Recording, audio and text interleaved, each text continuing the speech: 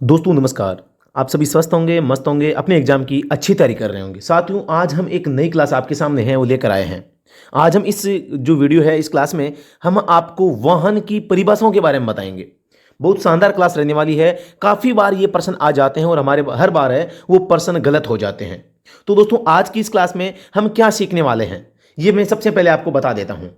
तो आज की इस क्लास में सबसे पहले में हम सीखेंगे स्लंगनयान, धुरी भार, मंजिली गाड़ी के संबंध में कंडक्टर, कंडक्टर अनुज्ञप्ति, ठेका गाड़ी, व्यवहारी यानी डीलर, चालान अनुज्ञप्ति यानी लाइसेंस किसे कहते हैं, शिक्षा संस्थान बस, माल, माल वाहन, सकल यान भार, भारी माल यान, भारी यात्री मोटर यान, अशक्त यात्री गाड़ी, शिक्षार्थी अनुज्ञप्ति, इनके बारे में नया नियम क्या है, हल्का मोटर यान के बारे में, मैक्सी कैब के बारे में, मध्यम माल यान, motor taxi, motor car, motorcycle, motor यान या यान, बस या ओमनी बस, परमिट के बारे में, या हम प्राइवेट सेवायान, सार्वजनिक स्थान, सार्वजनिक सेवायान, रजिस्ट्रीकृत धुरी भार, मार्ग के बारे में, अर्ध ट्रेलर, मंजिली गाड़ी, पर्यटक यान, ट्रैक्टर, यातायात संकेत, ट्रेलर और परिवहन यान, लदान रहित भार और भार, ई गाड़ी, ई रिक्शा के बारे में फास्ट रिवीजन हम लास्ट में दोबारा से करने वाले हैं। तो काफ़ी अच्छी क्लास यहाँ पर साथियों आपके सामने जो आज की ये क्लास है काफ़ी अच्छी क्लास है वो रहने वाली है। तो दोस्तों अगर आपने अभी तक स्टडी एट हमको आपने डाउनलोड नहीं किया तो आप कर सकते हैं।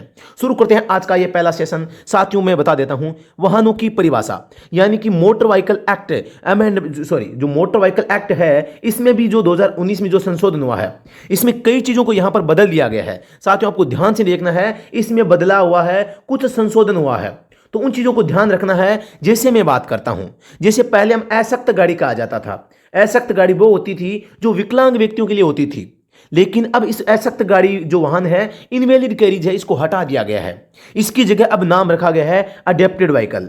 Adapted vehicle. तो इस प्रकार के जो चेंजेज हुए हैं, जो बदलाव हुए हैं, जो नए नियम आए हैं, उनको भी हम साथ में पढ़ते हुए हैं वो चले जाएंगे। सबसे पहला हमारे सामने एक नाम आया है स्लंगन यान। स्लंगन यान आपको ध्यान से देखना है साथियों, कई बार प्रश्न है वो जो आप है गलत कर देते हैं।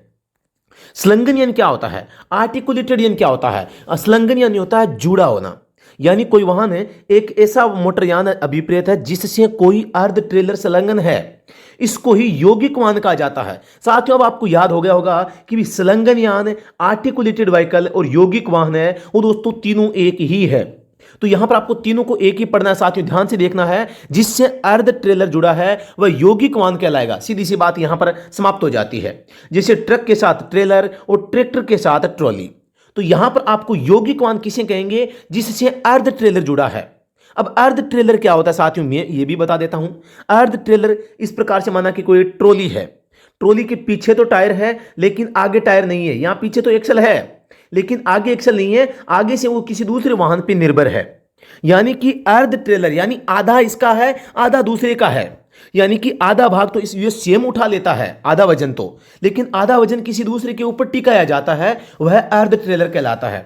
अर्ध ट्रेलर किसी से जुड़ जाएगा तो वह संलग्न यान या आर्टिकुलेटेड व्हीकल या यौगिक वाहन बन जाएगा। स्लाइड नंबर 2 आपके सामने है धुरी भार। धुरी किसे कहते हैं, जिसे हम एक्सल कहते हैं। यहां पर पूछा है एक्सल वेट।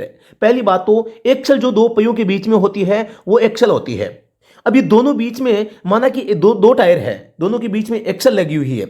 एक्सल भार क्या होगा, जो इन टायरों पे, जो इन दोनों टायरों पे, या हम कहें इस एक्सल से जुड़े पहियों पर जो भार है वही एक्सल भार है।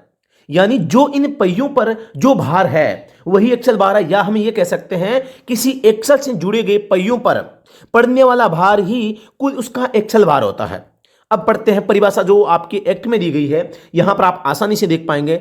धीरे से आराम से देखना है। किसी यान की धुरी के संबंध में धुरी भार यानी एक्सल वेट उस धुरी के साथ लगे हुए कई पहियों द्वारा उस भूतल पर जिस पर वह यान टिका हुआ है संप्रेषित कुल भार अभिप्रेत है, अर्थात एक्सल से जुड़े उन पहियों पर लगा कुल भार ही एक्सल भार होता है। धुरी भार बराबर एक्सल के साथ जुड़े पहियों पर जो भार हो, वाहन भरा हो या खाली, लेकिन जो भार एक्सल पर है उसी को धुरी भार कहा जाता है।